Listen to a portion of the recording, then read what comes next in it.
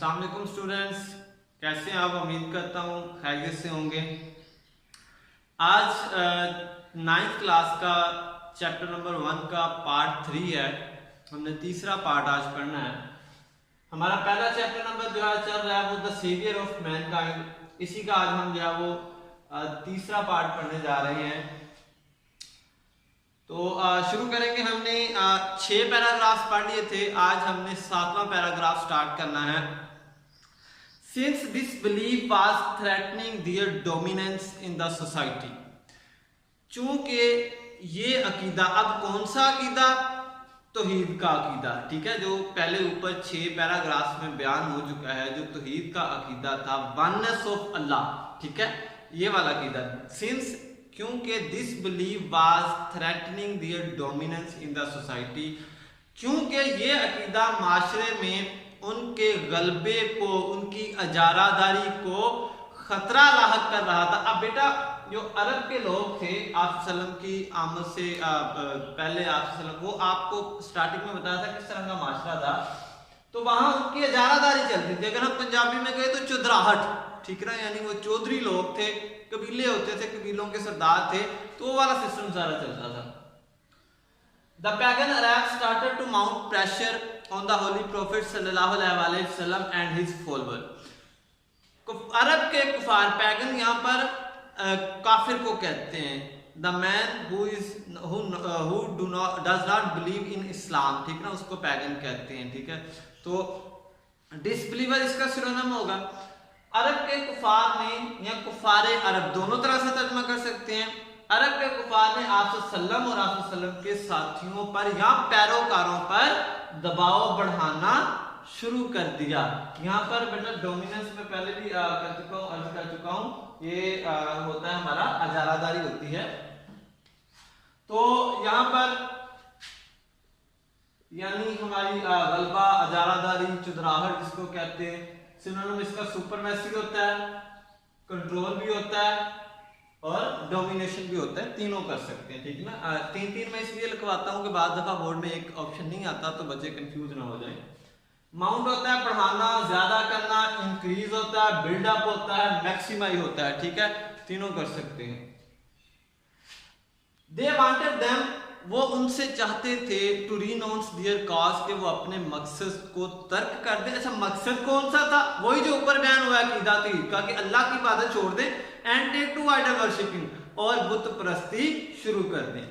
वो अब देखें यहां पर थोड़ी सी बात देखें, यहां पर वो चाहते थे, वो के बाद लिखेंगे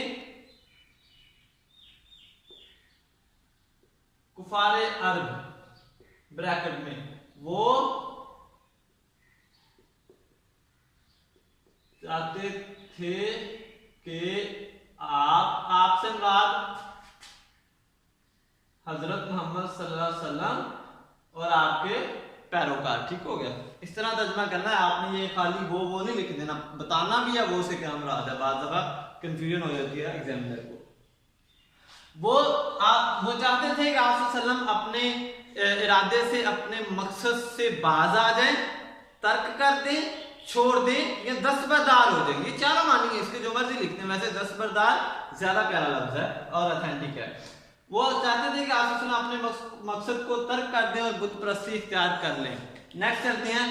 ऑन वन ओकेजन, एक मौका पर, they sent a delegation to the holy prophet's kind and caring uncle Abu Talib. एक मौके पर उन्होंने आप सल्लम के प्यारे और ख्याल रखने वाले चचा अबू तालिब के पास एक वफ्त भेजा। बेटा वफ्त कहते हैं डेलीगेशन, कुछ लोगों का ग्रोह जो किसी मसले को सॉर्ट आउट करने के लिए तख्लीक किया जाता है, बनाया जाता है, जिसको हम टेबल टॉप कह लेते हैं। वो कमेटी बनती है ना, एक कमेटी बनाते हैं, जिस तरह हम गांव में एक यूनियन लगती है हमारी, को पंचायत बैठती है, को 10-12 लोग मोतबर लोग इकट्ठे किए जाते हैं और फिर वो फैसला करते हैं। तो यही सारा सिस्टम होता है, डेलीगेशन भी इसी को कहते हैं, ठीक है। दे टोल्ड हिम, उन्होंने उनको बताया, किनको बताया और किन्होंने बताया? कुफार ने अबू तालिब को बताया, ठीक है। They told him to restrain the Holy Prophet from preaching Allah Almighty's message or face their enmity. उन्होंने बताया, उन्होंने आप सल्लम के चचा को या उनको, उन लिख के फिर ब्रैकेट में आप लिखते हैं हजरत अबू तालिब को बताया कि वो आप सल्लम को अल्लाह ताला के पैगाम की तबलीग से बाज रखें या उनकी दुश्मनी का सामना करें। Finding himself in a dilemma, अपने आप को इज़्तिराब की हालत में, डायलेमा का मतलब होता है बेटा कंफ्यूजन, डबल माइंडेड नहीं हो जाता बंदा, मैं ये क्या करूं क्या ना करूं, जब कुछ चीज समझ में ना आ रही हो, डबल माइंडेड हो जाए बंदा, इज़्तिराब की हालत में हो, परेशानी की हालत में हो, तो उसको डायलेमा कहते हैं। ठीक है, यहाँ पर रीनोस था हमारा, छोड़ देना, तर्क कर देना। ठीक है, ये यहाँ पर आएगा। ठीक हो गया। गिव अप भी होता है, लीव भी होता है, और अबंडन भी होता है। ठीक है, चलिए नेक्स्ट चलते हैं। Finding himself in a dilemma, अपने आप को, डायलेमा का यहाँ मैंने लिखना भूल गया, डायलेमा का मतलब होता है, आप परेशानी लिख लें। Finding himself in a dilemma, अपने आप को परेशानी की हालत में पाते हुए ही सेंट फॉर हिज नेफ्यू, उन्होंने अपने भतीजे को बुलाया and explain to him the situation, और उन्हें तमाम हालात से आगाह किया। हजरत मोहम्मद सल्लल्लाहु अलैहि वसल्लम respond in these memorable words, आप सल्लल्लाहु अलैहि वसल्लम ने इन यादगार अल्फाज में जवाब दिया। मेमोरेबल यादगार एडजेक्टिव होगा, क्यों वर्ड्स हमारा नाउन है तो नाउन को एक्सप्लेन कर रही, दूसरी तो एडजेक्टिव कहलाती है। माय डियर अंकल, मेरे प्यारे चचा जान, if they put the sun in my right hand and the moon in my left, अगर ये लोग मेरे दाएं हाथ पर, मेरे प्यारे चचा जान, अगर ये लोग मेरे दाएं हाथ पर सूरज और बाएं हाथ पर चांद रख दें, even then I shall not abandon the proclamation of the oneness of Allah almighty, मैं तब भी अल्लाह ताला की वहदानियत के ऐलान से बाज नहीं आऊंगा। I shall set up true faith upon word, मैं दुनिया में सच्चा ईमान कायम करूंगा। आज पेरिश इन द अटेम्प्ट, या उसी की कोशिश में फना हो जाऊंगा या खत्म हो जाऊंगा। तो यहाँ पर होपफुली कि ट्रांसलेशन भी क्लियर होगी होगी। ये जो मैंने 3-3, 4-4 सिनोनिम लिखे बेटा, इनको लिखने का मकसद ये है कि आप एक तो वोकैबुलरी बढ़ जाए, दूसरा आप इनको लिख के किसी चीज के ऊपर, छोटे मोटे कागज के ऊपर, तो बुक के साथ अटैच कर लिया करें ताकि आपको वक्तन याद होते रहे। सपोज करें आपको एक सिनोनिम नहीं आता बोर्ड के अंदर, आपको उसका रेलिवेंट कोई दूसरा आ जाता है, तो इसलिए आपको कंफ्यूजन नहीं होगी। द होली प्रोफेट्स अंकल, आप सल्लम के चचा, was so impressed with his nephew's determination that he replied, आप सल्लम के चचा अपने भतीजे के पुख्ता अज़्म, फिर कहते हैं पुख्ता, मजबूत, पक्का। ठीक है, आप सल्लम के चचा अपने भतीजे के मजबूत अज़म से या मजबूत इरादे से इस कदर मुतासर हुए, या इतने मुतासर हुए कि उन्होंने जवाब दिया। यहां पर बेटा देखें, सो दैट की डिमांड पूरी कर रहा है।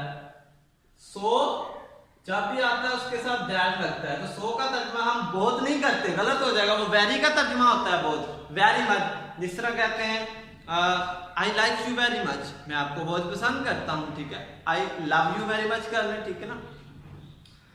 I like you so much, ये गलत है, ये ऐसा नहीं करें आप। ठीक है, यहाँ हम एक फिक्रा बोलते हैं, थैंक यू वेरी मच, ठीक है, थैंक यू सो मच, गलत हो जाएगा ग्रामेटिकली। क्यों भाई, सो दैट की डिमांड करता है, सो जहां भी आता है वो दैट की डिमांड करेगा। ठीक है, यहाँ मेरा आप ऐसा करें, आप कहें thank you so much that I cannot explain, या thank you so much which is which I cannot tell you, which I cannot observe you, which I cannot show you। ठीक है, तो इस तरह के आगे आप दैट की डिमांड पूरी करके पूरी सेंटेंस को करेक्ट करें, अदरवाइज अकेला सो मत बोला करें, गलत हो जाएगा।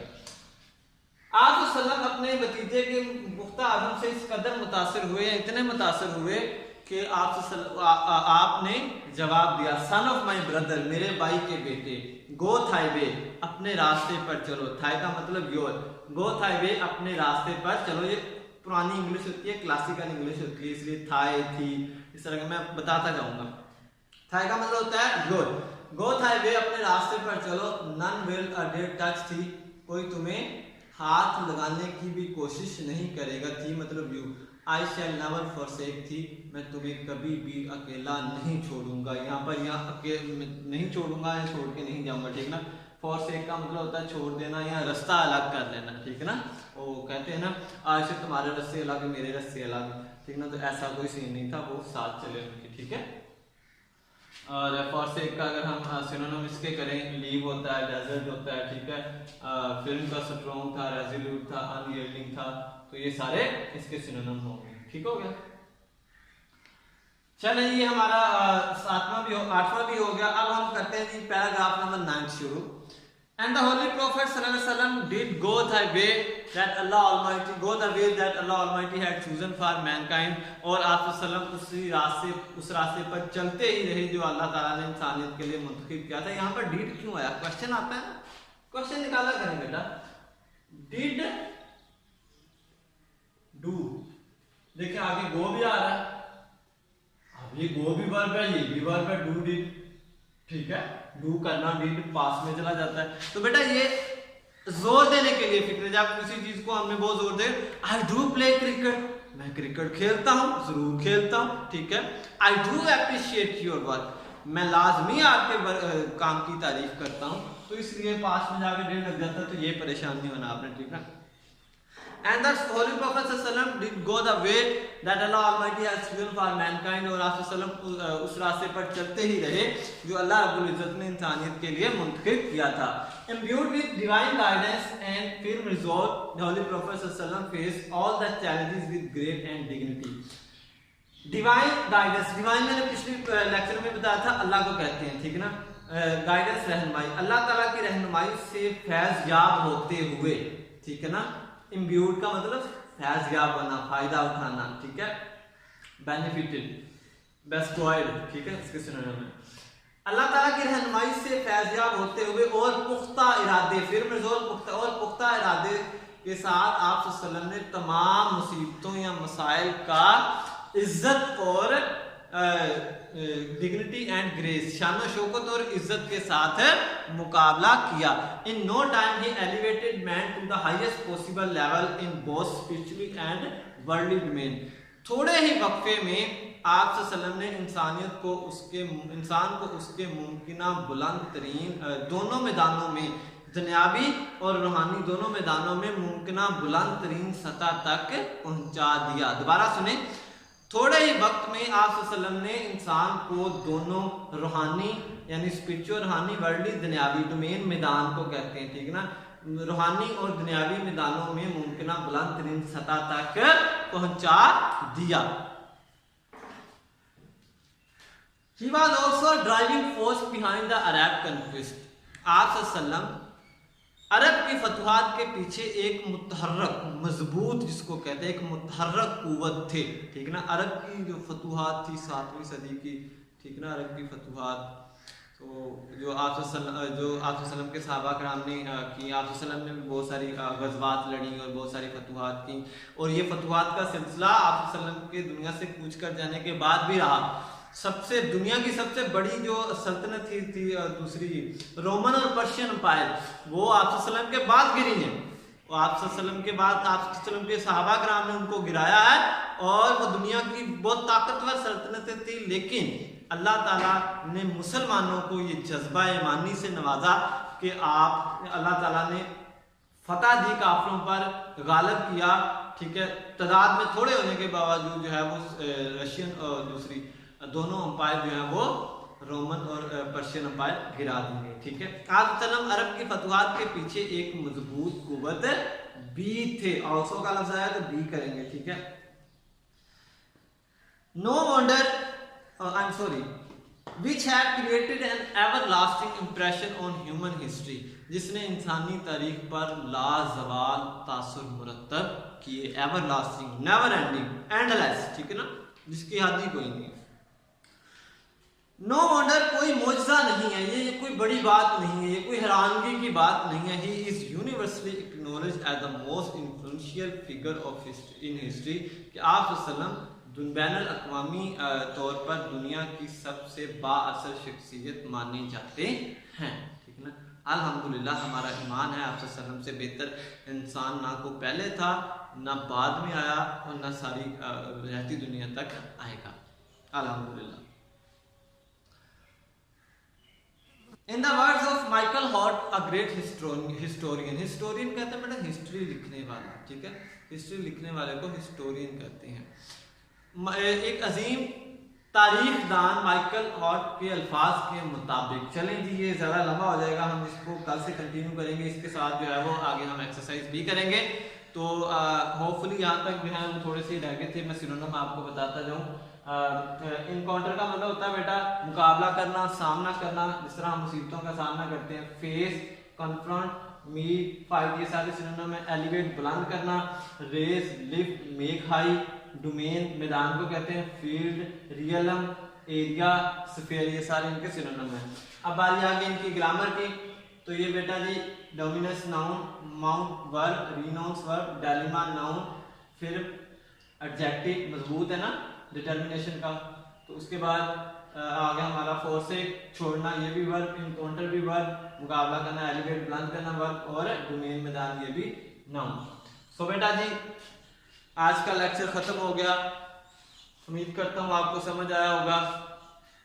अगर आपको वीडियो अच्छी लगी हो, लेक्चर पसंद आया हो तो लाइक जरूर कीजिएगा, चैनल को सब्सक्राइब कीजिएगा और अपने दोस्तों के साथ शेयर करना मत भूलिएगा, ताकि दूसरे बच्चे जो हैं इस कंडीशन के अंदर जो घरों में बैठे हुए हैं और एकेडमिक इंस्टीट्यूशन बंद हैं उन तक पहुंच सके और वो भी इससे फैज़याब हो सके। तब तक के लिए अल्लाह हाफिज़, अस्सलाम वालेकुम।